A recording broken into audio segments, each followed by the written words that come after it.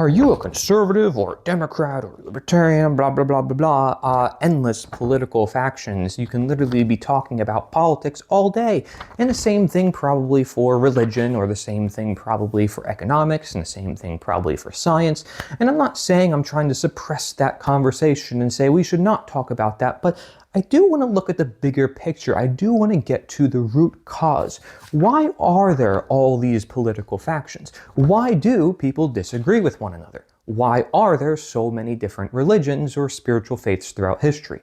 Why is it that science maybe isn't helping to progress humanity in certain fields and people are looking toward alternative medicine as opposed to mainstream medicine, for example? Why is it that maybe the technological age is not providing us with meaning and purpose? Why is it that social media is actually making us more antisocial? I'm just asking questions here, and I hope I'm allowed to do that, because when you're in a faction and they get their way by getting into office and saying, hey, we have power now, they don't want other people's worldviews to be expressed. They want the world to be the way they want it to be.